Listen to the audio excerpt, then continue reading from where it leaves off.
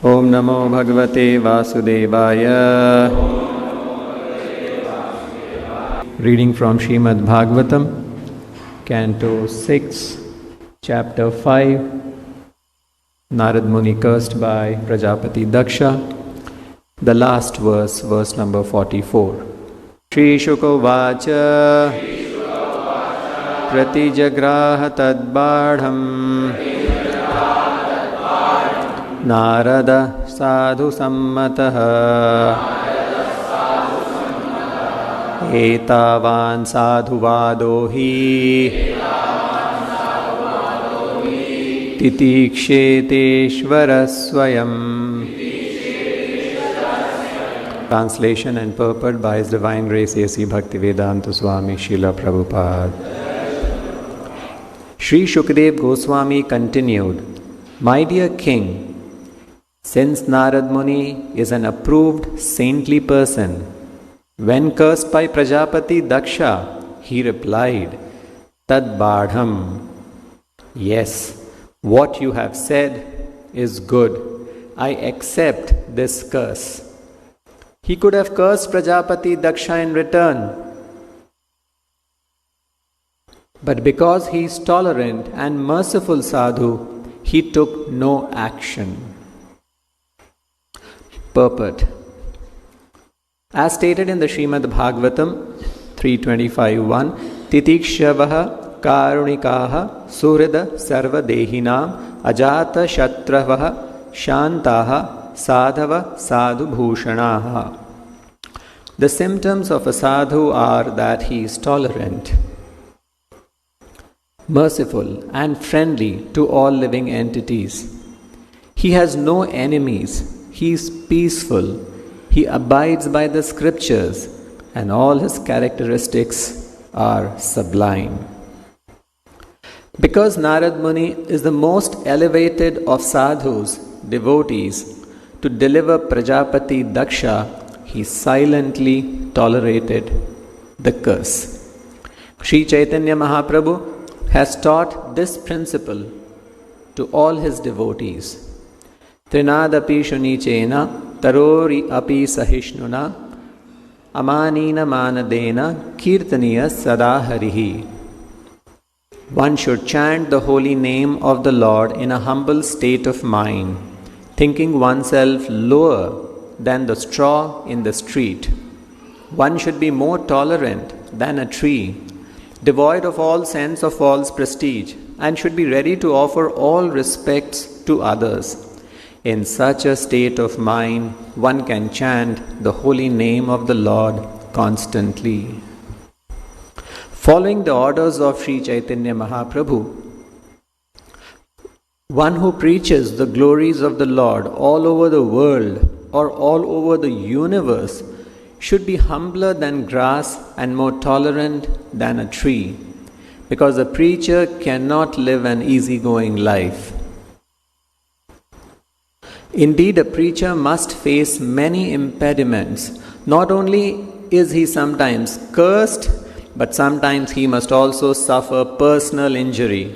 For example, when Nityananda Prabhu went to preach Krishna consciousness to the two roguish brothers, Jagai and Madai, they injured him and made his head bleed, but nevertheless he tolerantly delivered the two rogues, who became perfect Vaishnavas.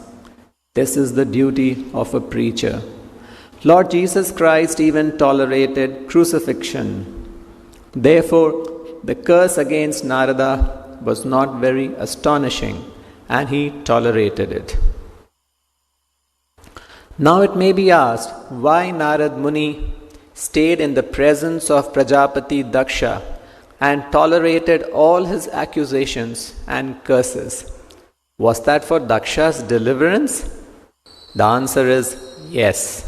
Srila Vishwanath Chakravarti Thakur says that after being insulted by Prajapati Daksha, Narad Muni should have left immediately, but he purposely stayed to hear all Daksha's strong words so that Daksha might be relieved of his anger. Prajapati Daksha was not an ordinary man. He had accumulated the results of many pious activities. Therefore, Narad Muni expected that after delivering his curse, Daksha, satisfied and freed from anger, would repent his misbehavior and thus get a chance to become a Vaishnava and be delivered. When Jagai and Madai offended Lord Nityananda stood tolerantly, and therefore both brothers fell at his lotus feet and repented. Consequently, they later became perfect Vaishnavas. So this is a very important verse, the last verse of this chapter. And this verse is talking about how Narad Muni responded to all the allegations and accusations and the curse that Prajapati Daksha delivered. Prajapati Daksha is no ordinary person, as written in this shloka. He is a very pious man who has accumulated heaps and heaps of pious activities. And he is Prajapati. He is the progenitor. He has been given a responsibility by the father of all the devatas, by the head of our sampradaya, Brahma, that he has to engage in this activity of progeny, of populating the entire universe with different species of life. So Daksha is not an ordinary person. Daksha, and he's expert materially, but still he's expert. And we are seeing that such a pious man, such an expert, such a responsible man is cursing and is alleging and is saying so many bad things to Narad Muni. If somebody is cursing or somebody is saying something, is an ordinary person, we know. Okay, he's just an ordinary person, don't mind. But look at the personality who is cursing. That's one point.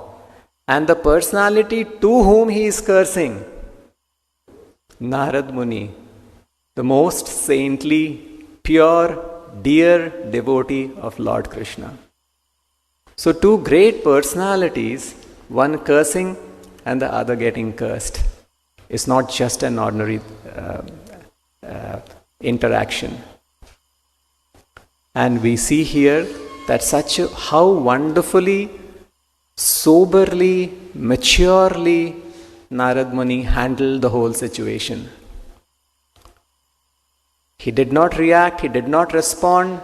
He said, yes, what you have said, I accept. So peacefully he accepted it. He could have responded, and he had all the right and power to respond and undo the curse and curse him back. Because this is not the right way to behave, Daksha. He did not present any arguments, although he had full of arguments to counter the curse and to prove to Daksha that he was wrong. His mistake was that he was preaching Krishna consciousness to his children, to Daksha's children. Daksha should have thanked him. You have delivered my 60,000 children and you're going to send them back to God. And Daksha should have fallen at his feet. Thank you so much. But instead, Daksha is cursing him. And Narad Muni is accepting it. Just look at the wonderful behavior of Narad Muni. This should be the ideal of devotees. And Narad Muni, when he is getting cursed and he has to hear all these things, at that time also he is thinking, Daksha must get delivered. You see his thinking, not only is accepting the curse and he says, yes, I accept it, that's fine. He's also thinking, oh, Daksha should also get delivered. A person who is cursing him like this, he's thinking like this about him. Just look at the exalted position of Narad Muni. Constantly Narad Muni is thinking about delivering each and everybody, no matter who he is, no matter from what background he is, no matter how fallen he is, no matter what he is. how his behavior is. He must get delivered. He must be freed from this material existence. That is what Narad Muni is thinking. Generally, when we face such a thing, we'll be boiling with anger inside and we'll be presenting our arguments, we'll be presenting logically, we'll be doing this. None of these things Narada did, although he had all grounds to do it. You see, actually, if we just apply this one verse in our life in Krishna consciousness, our Krishna consciousness is done. This verse is it is a verse which devotees must remember always and must pray to Narad Muni to follow this. The thinking of Narad Muni. That is why Chaitanya Mahaprabhu also said there is one verse that should be tied in our neck 24 hours. Kanthi Mala we have. So there is another verse. And what is that verse? Trinada Pishunichena Taroriva Sahishnuna Amanina Manadena Kirtaniya Sadaharihi. So this verse, the third verse of Shikshashtaka, we should always remember. It should be tied in our neck. Means it should always be with us. And what does it mean that it should always be with us? Not only remembering this verse and applying this verse 24 hours a day. We should be living with this verse. This verse should be all pervading and we should always be acting in our Krishna consciousness based on this verse. When an instance comes where we have to apply this verse, we should be ready to apply. So this verse, Trinada Pishunichena, it has 5 important things. 1, 2, 3, 4. And then if we do these 4 things, then the result will be the 5th thing, which is the goal in life. Why we should be so tolerant? How can we be so tolerant? This verse is talking about that. When we know that there is a higher goal in life, why we are here. Like there are some small things happening in the house. A person will be tolerant because he has higher things to achieve. A businessman who is dealing in crores, he'll be tolerant for loss of some few hundreds, few thousands, because he knows he's dealing with crores. He has got much higher things to achieve. So similarly, this verse, Trinadapi Shunichena, is saying that 4 things it says. Why? Because we have a higher goal to achieve. That is the mission in our life. We have all human life means we have come here with a certain mission. That mission is to go back to the spiritual world, get freed from the cycle of birth and death. And that can happen only if we chant peacefully, nicely, offenselessly, purely. And if we want to chant like that, then these 4 things are required. Otherwise we cannot. Mind will always be disturbed. In a disturbed mind we cannot chant. So what are those 4 things?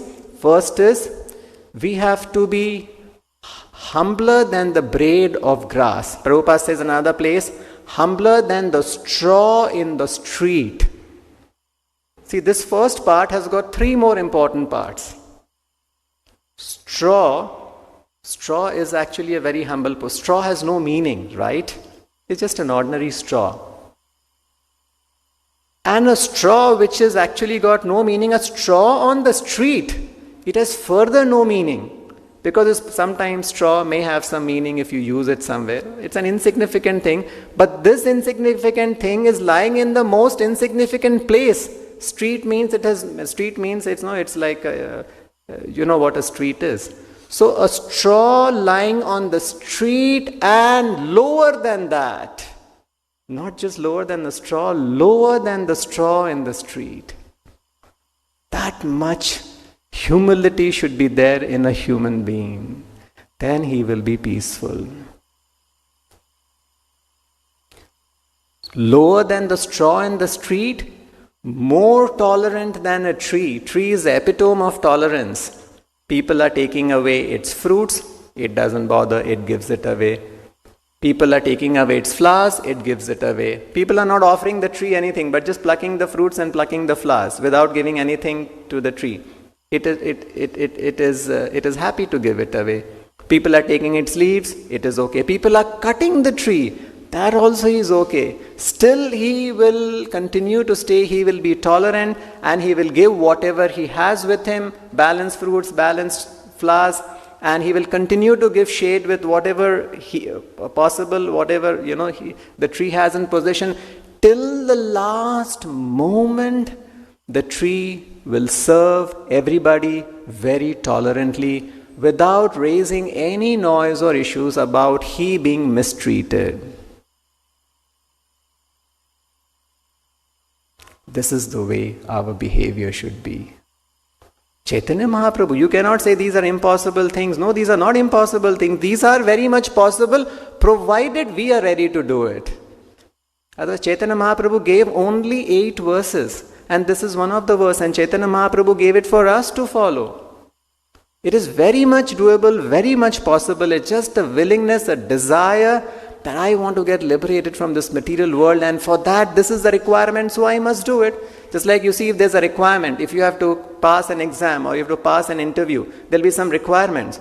All of will be so conscious to fulfill that requirement, isn't it? Because I know if I don't fulfill that requirement, I cannot pass the exam. So this is the requirement to fulfill to pass the exam of life. So if you're serious about passing the exam of life, I will fulfill this. I have to have no option. This is good for me. It'll cleanse my heart. It'll purify me. And then the next 2 things, amanina, manadena. Prabhupada puts this all in different R's. Amanina. He says in the Bhagavad Gita, without requiring respect in return. Manadena, ready to offer all respect. 5 important R's. You should be not only offering respect, ever ready to offer respect.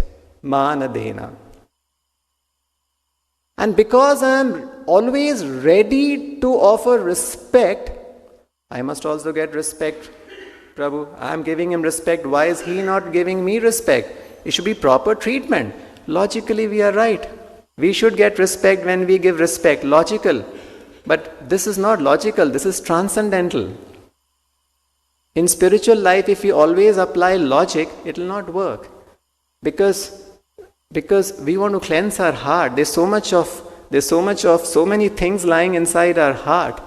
There's no humility. We are all here because of lording tendency. And we need to get cleansed. We have to become humble. Just like you see a servant, he has to be humble in front of the master. He cannot argue. He cannot be logical. Then what is he a servant for? Servant means humility. That's also a quality, and it's not that it's illogical. In fact, being humble, being amanina, manadena is the most logical thing. When a servant is like this to you, you feel so nice and happy about the servant. Oh, he's such a humble servant. Humility is a quality where logic cannot apply. So, ready to offer respect, manadena, but still amanina, without requiring respect in return. I don't expect any return respect. Just because I am offering you respect, so you also have to offer me respect. No. You can treat me in any way you want. Look at how respectful Narada was. Just silent. And he was just silent, and here it is said, Narada's behavior not just tolerant. Here it is said, what you have said is good. That is what his response is. What you have said is good, and I accept it. This is the way. That means genuinely tolerating it. Not that, okay, I'll tolerate it, no problem. With what mood you should tolerate. That mood is important. That is what is going deep inside our heart. Yes, I accept it, no problem. What you have said is good. And then it says, if we do trinadapi shunichena taroriva saishnuna amanina manadena, then kirtaniya sadaharihi. Sadahari. So Prabhupada writes, 3 C's are here. 3 important C's. Because we want to chant, we are not able to chant, and sadahari is a recommendation. So to make it Sadahari, 16 rounds is what Prabhupada has given us. So Prabhupada says, then one can continuously chant. You will be able to chant continuously. So if somebody is really serious that I want to chant and I want to chant Sadahari, that's what Chaitanya Mahaprabhu said, I want to chant continuously, then these things should be followed. And you should feel so happy that, oh, I am pleasing. Why we should do all these things? Because this is the instruction of the spiritual master. This is the instruction of Chaitanya Mahaprabhu. This is the instruction of Krishna. So by being humble and by being tolerant and by not arguing and by demonstrating this behavior, I am pleasing Krishna. I am pleasing Chaitanya Mahaprabhu, I am pleasing Prabhupada, and I'll be pleasing that soul also. That soul will be so happy with me. And actually, if we want to rectify that soul, because the goal should be, no, I should argue and I should, logically explain and he should change. It is not going to happen. In fact, the change will happen in that soul only when we demonstrate this humble quality in ourselves, this tolerance in ourselves, then only the change will happen. So that's another interesting point which Prabhupada points out here in the purport, that why did Narad Muni stay back and hear all these strong words of Daksha? All the curse that, we know the curse of Daksha. He cursed Narada that you shall have no residence anywhere. You have to go on traveling all the time. It's a big curse, right? We all want to stay somewhere. We all want to have a residence. But this is what he told Narada, that you cannot stay anywhere. You will not have a residence anywhere for more than 3 days. And so Narada, so why Narada heard all this? This is the reason. Narada Muni heard Daksha's strong words so that Daksha might be relieved of his anger. These Vegas are there. Anger is also one Vega. And it is said that Vega means the forces of the body. So just like hunger is a Vega. You eat, you are pacified. You are satisfied. Similarly, anger is a Vega. You become angry, you become peaceful after that. So these are all Vegas. It has to be satisfied sometimes because you cannot control it. The best way is to control it. But when we are not trained, when we are not spiritually strong to control it, we vent it out and then we become peaceful. So Narad Muni expected that after delivering the curse, he'll be satisfied and freed from anger, and then, now here is an important point, then he will repent his misbehavior and thus get a chance to become Vaishnava and be delivered. So you see, if somebody is angry at us or somebody is using strong words and is scolding us for no reason, and if it is allowed, we are all intelligent human beings. Anybody, no matter what he is, because we all have a conscience inside us. Any person who acts improperly, who misbehaves or who uses strong words, if he's just left, he himself will understand and realize. So that is what, and then that will make him repent.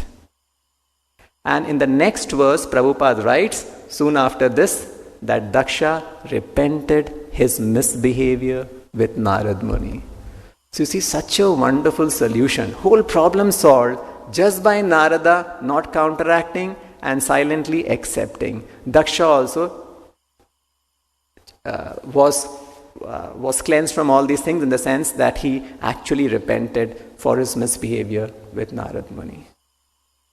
So this is the way. Actually, Prabhupada in this verse is giving us the secret code that how we have to just be patiently tolerating all these things in the material world. We should know that this is the material world. Just like we cannot expect good treatment, we cannot expect everything very nice to happen in a prison house, right? Because prison house is after a prison house, it is meant to give us suffering so that we realize the nature of this material world.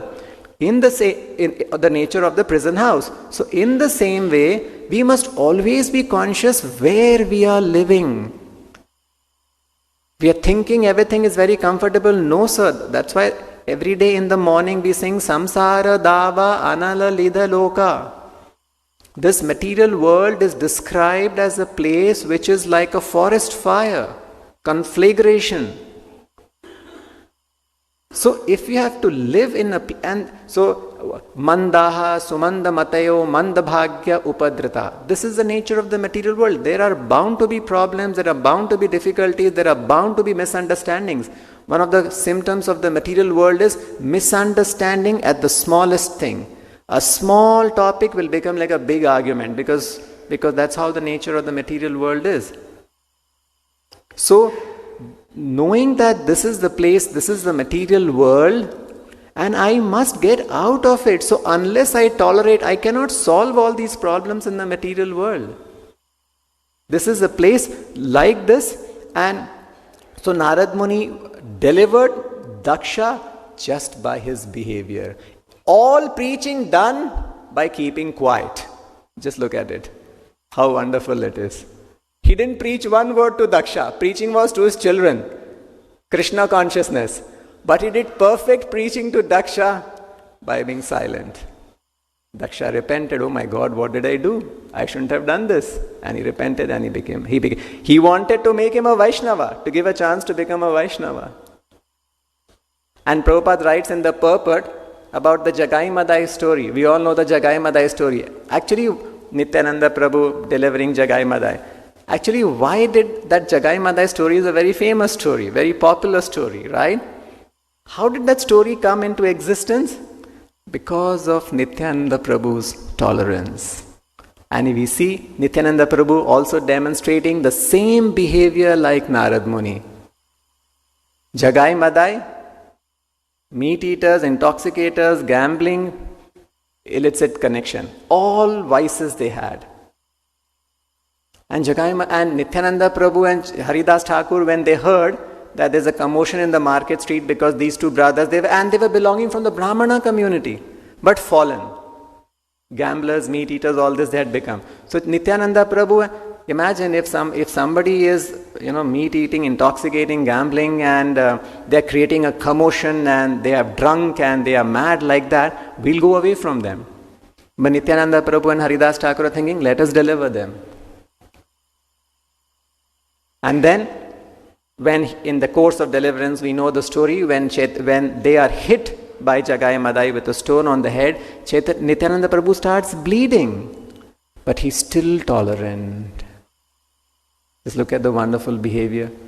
Physical injury, but he's tolerant. And because Nityananda Prabhu was tolerant, Jagai Madai repented for their behavior and they fell at the lotus feet of Nityananda Prabhu.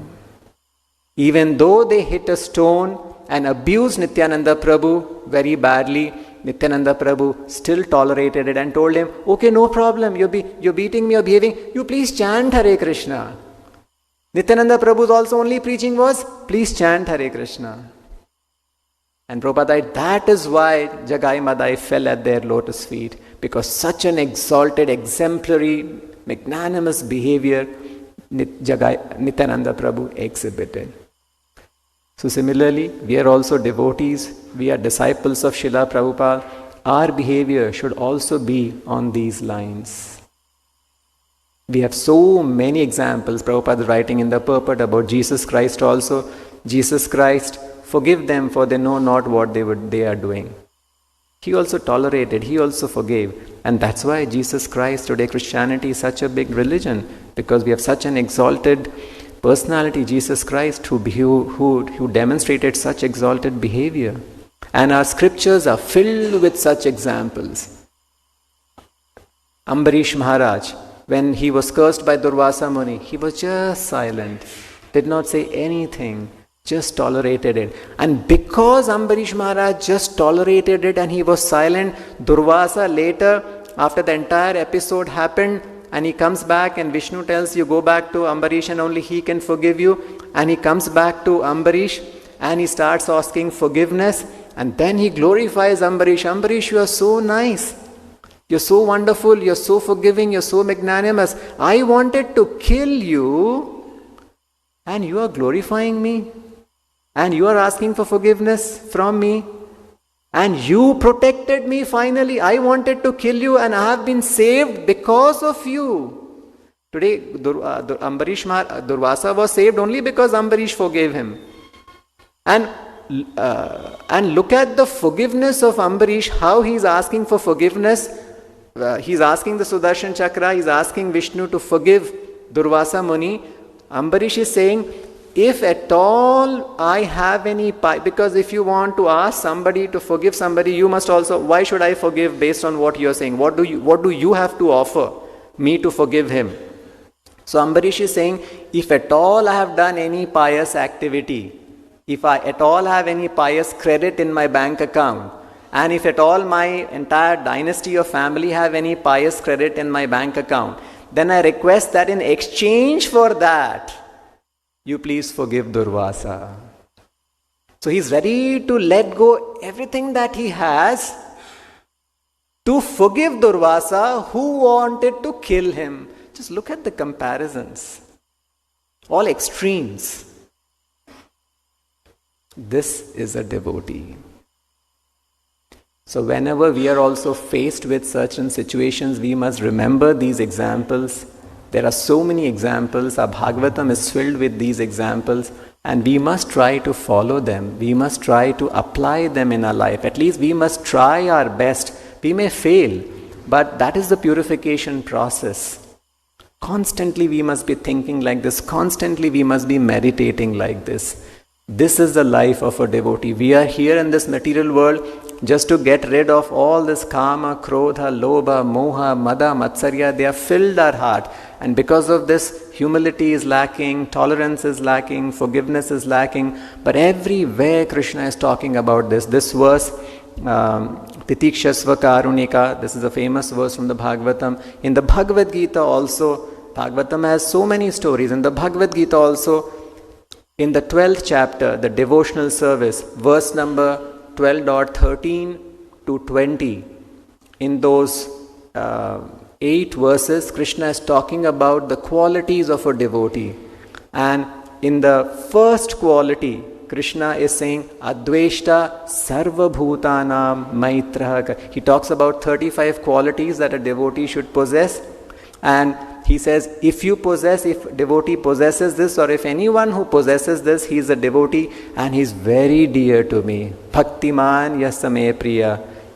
And so many, Krishna is going on repeating, he is very dear to me, he is very dear to me, he is very dear to me.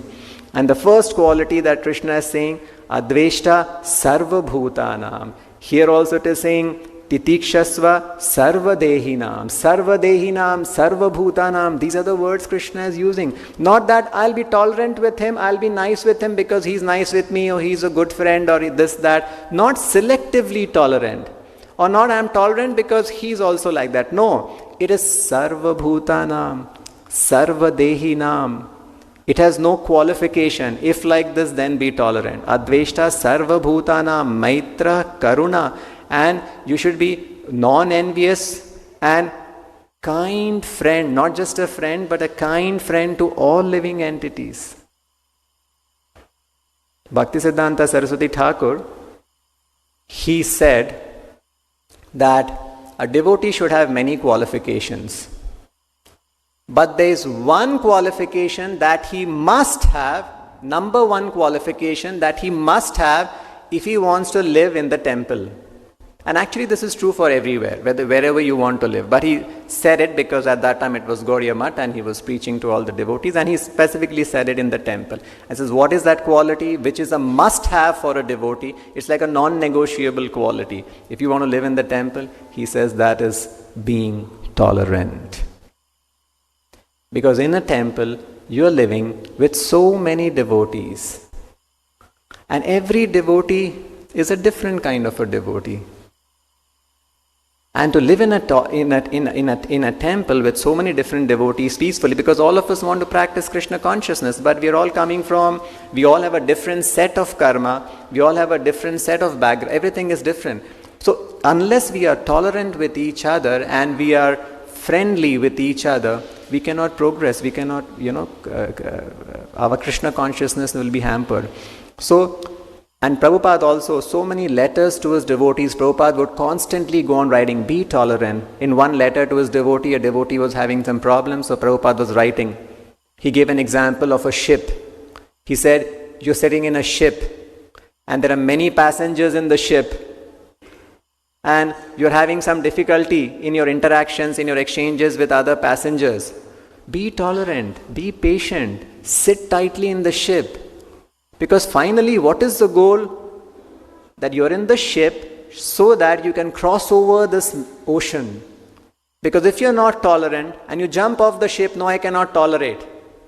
Because he's there, I am there, I will not be able to tolerate his behavior, I'll not be able to tolerate him. You jump off the ship, you'll fall in the ocean. So similarly, we are all here in the material world, we are all prisoners. And that's why we are here. The very fact we have a material body shows that we are prisoners. And all of us want to cross over this material ocean. So we have to be very loving, we have to be very kind, we have to be very patient, we have to be very tolerant, and know that this is the best preaching. If we want things to change, the change must first come in ourselves. Just by our behavior, just by our example, we can do big preaching. Then people will see, people will realize, and everybody, they will, like Daksha repented.